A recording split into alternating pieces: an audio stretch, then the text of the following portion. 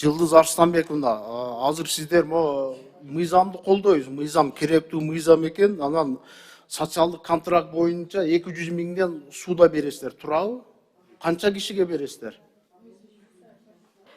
Азырынча 1000 киши деп пландаштырып атабыз, биринчи көрөйлү. Пилоттук программа багытында, Ошол сыяктуу. 100 миңден канча киши азыр алабыз деп кезекте турат? Быйыл 23 миң үй бүлөгө беребиз. Азыркы учурда 4257 арыз түштү. 23 миң үй бүлөгө акча бар, Акча бар. Анан эми 200 миңден сууда берсеңиздер, азыр Жылдыз Эсенбековна салык кызматын айтты, толук кандуу жооп бере албады да салык кызматычы. 200 миңден алып туруп швейный цех ача турган болсо, сөзсүз түрдө ККМ аппарат алыш керек болот, туурабы?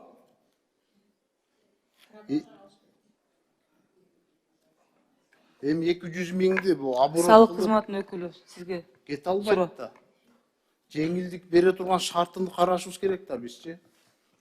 Жеңилдиктер берилген, жана айтып кеткендей. Ошондой эле жана ККМ болсо, ККМ алар колдонбойт, анткени ал деген мисалы өзүнүн дүкөнү барып, ошо дүкөн аркылуу жарандарга сатып алса, анда ККМ колдонот. А жанагы экспортко жиберсе, же болсо ошол эле дордойго сатса, ал деген ККМ алга колдонбойт дагы. Ал жанагы счет фактура менен колдонсо болот да. Жок, эми сиздер эртең киргизесиздер да бар. 1-июлдамы качан кирет? Жок, ал ККМ кирген. Кирген, жок, толук кандуу бүт алгыла деп. Ооба. Андан тышкары азыр деген биз ушу жана ККМ боюнча ККМ керек болсо, ал деген азыркы учурда жана кыргыз индустрия менен иштеп атабыз. Аяктан ККМ аппараттары чыгып баштады уже. Бизге мына 30 миң биринчи берилет, ошону биз таратып беребиз акысыз.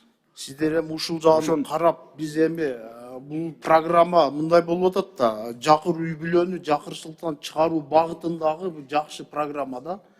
Анан бул жеңилдикти жагында карашыбыз керек да. Салык кызматы түшүндүңүз да, бир карап чыгышыңыздар керек. Эми биз 200 миңди алып, сатуу сбыт жагында карашыбыз керек да. Жарайт. Рахмат. кийинки сөз Жалалдин Пайзидинович сизге берилет. Рахмат, Венера Калыбековна, ассаламу алейкум, урматтуу депутаттар, урматтуу чакырылгандар. Жылдыз Арыстанбековна, мындай эле токтоо иретинде мисалы азыр соц контракт жакшы 100 миңден алып атат, былтыркы жылда алды. Бир суроо болуп атат, азыр мына кесиптештерим деле айтып атат, эл деле кайрылат. Кээ бир инсандар бар, жашоо шарты мурда жакшы болгон, бирок бүгүнкү күнгө келгенде жашоо шарты ошол жакыр үй бүлөлөрдүн тизмегине кирип калгандай эле болуп калган да. Анан аларды талдап, же болбосо жана мониторинг деп атпайбы? Ошону кылып, айлык муниципалитеттер менен мониторинг кылбасаңыздар, мына азыркы сиздер берип атасыздар 100 миң, артынан 200 миңди ошол эле инсандарга берип атасыздар да, иши жакшы болуп кетсин деп. Бул туура. Бирок биздин кээ бир мүмкүнчүлүгү аяр үй бүлөлөрүбүздө калып калып атат. Же алар пособие ала албайт, же соц контракт албайт. Бул ушул маселеде кандай улучшатсак болот? Урматтуу Жалалдин Пайзидинович, туура айтасыз. Ошон үчүн бизде жободо каралган. Биринчи бул жанагы үй бүлө көмөк алуучуларга берилет.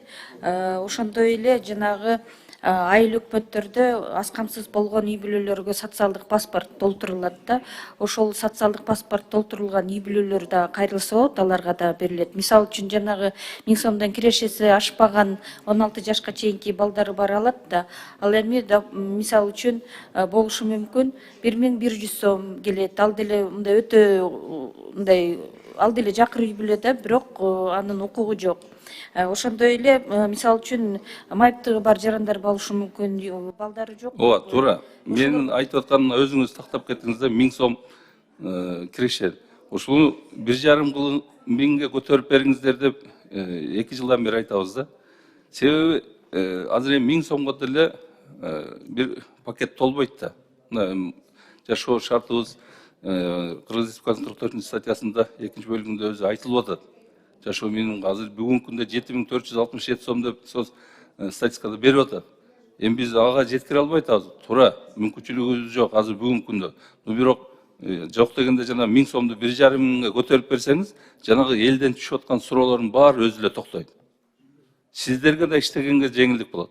Анан эртең укук коргоо органдары да башыңыздарды оорутпайт. Себеби сиздерге келип атат, бизге кайрылат, чоң жанагы элдер муктаж аябай. Анан көрүп туруп, сиздин кызматкерлер аларга уруксат берип койсо, коррупция деп туруп, анан сиздин кызматкерлердин көбүн суракка чакырып, ушул бул маселени чечүүнүн бир гана жолу жана 1000 сомду 1,5 миңге көтөрүп койсоңуздар. Муну эми Жибек Курманбековна, сиздерби же кимдер сунуштайсыздар, ушуну эртерээк чечип берсеңиздер. Мына азыркы соц контрагыңар туура 23 миң жараныбыз, эгер азыр 4 миң канча дедиңиз? Заявка түшкөн. 23 миңден канчасыга заявка түштү? Быйыл ошо 23 миң үй бүлөнү камтыйбыз. 8 миңден ашык үй бүлө бүгүнкү күнү жакшы окутууларды өттү, жанагы бизнес план түзүү боюнча, финансылык сабаттуулук боюнча. Ал эми ошолордун арасынан бүгүнкү күнү 4257 үй бүлө долбоор заявкасын беришти. Эми да 19 миң тегерегинде үй бүлөгө беришиңиз керек. Аны бүгүн майдын 13-үндө отурабыз. 5 ай өтүп кетти да быйылкы жылдачы. Кантип жетишебиз? Анан алар алып туруп, сиздер айтып атасыздар, 3 жылдын ичинде деп атасыздар, туурабы? Жана 200 миң бериш үчүн 3 жылдын ичинде. Анан пайызсыз берип атканыңыздар туура. Унан мамлекет төлөп берип атат анын эмесин.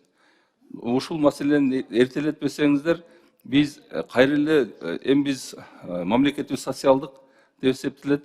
Социалдык абалды оңдомоюнча жашоо шарты, жакыр үй бүлөлөрдү, алыскы региондордогу эмес, мына шаарда дагы жакыр үй бүлөлөр көбөйүп калды.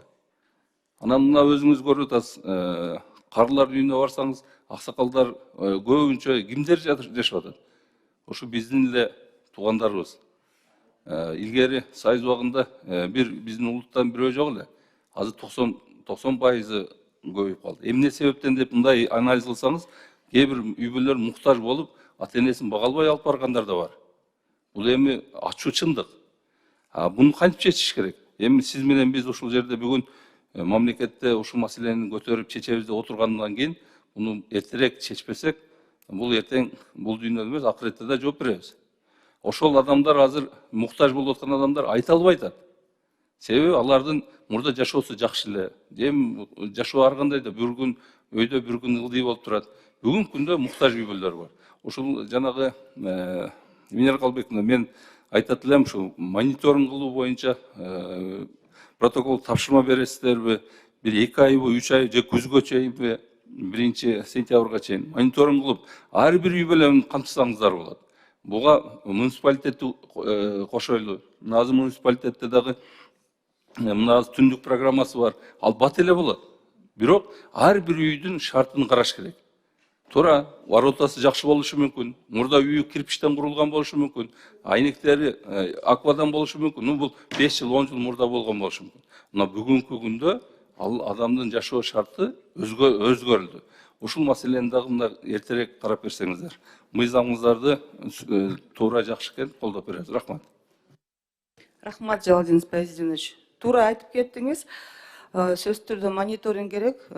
Себеби сиз айткандай ушундай жакырчылыкта жашаган үй бүлөлөрүбүз дагы көп.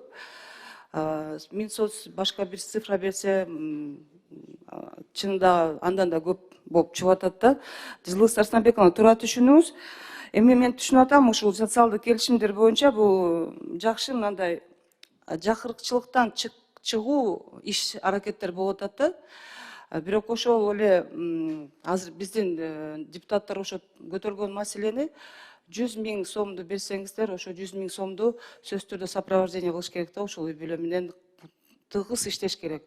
Ал ошол үй бүлө ошол иштеп кеткенге аракеттер болуп атабы, эмне кылып атат, же жалгыз калтырып коюп ошойдон жанагы биз былтыр дагы берген акчаларды дагы биздин кээ бирки үй бүлөлөрүбүз калып калды чындап эле.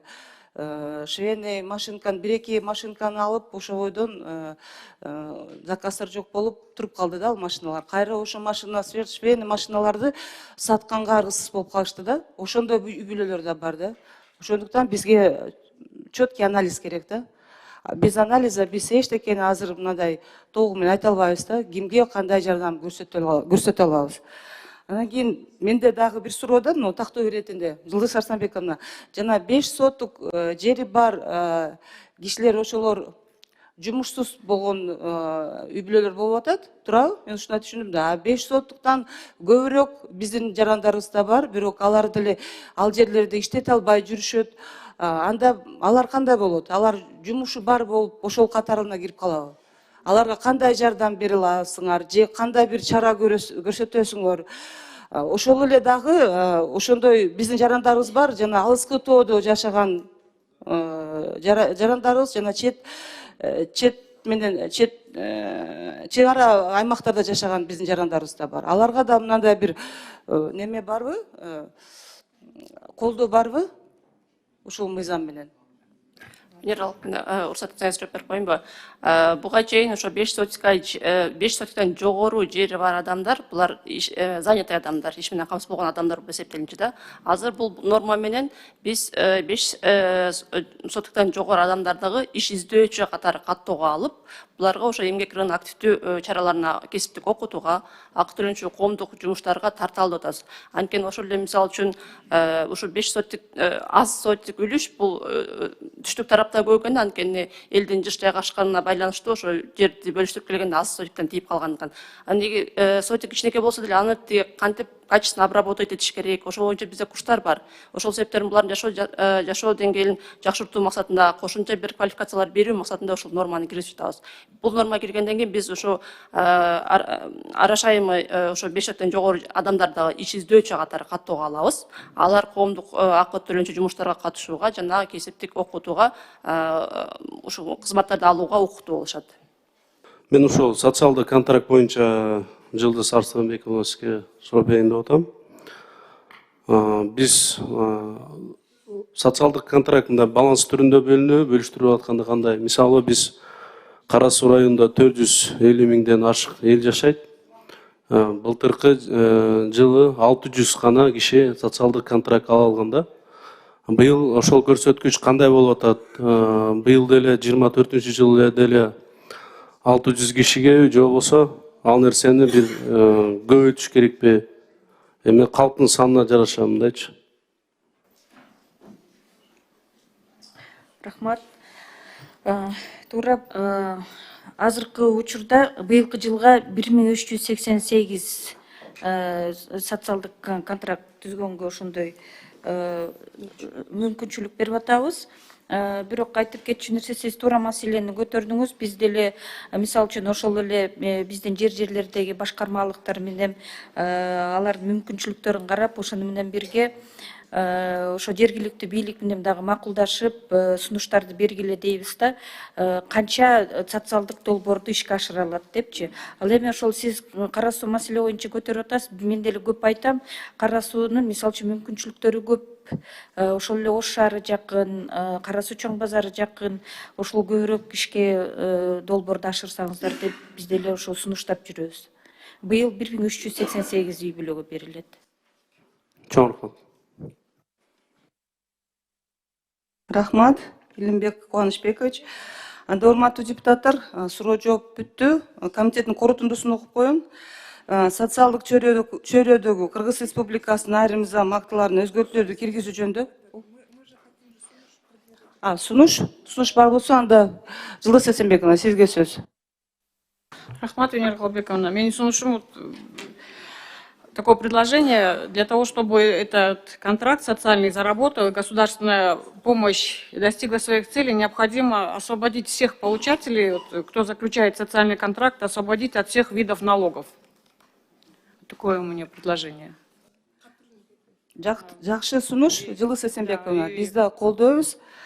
Анда экинчи окууга кат түрүндө биз ушу сунушуңузду киргизсек болот. Урматтуу депутаттар, азыр концепциясын колдоп коелу, экинчи окууга Жылдыз Арсанбековна сунуштарды беребиз. Комитеттин корутундусу социалдык чөйрөдөгү Кыргыз Республикасынын айрым мыйзам актыларына өзгөртүүлөрдү киргизүү жөнүндө Кыргыз Республикасынын мыйзам долбоорунун концепциясы жактырылсын жана биринчи окууда кабыл алуу Кыргыз Республикасынын Жогорку Кеңешине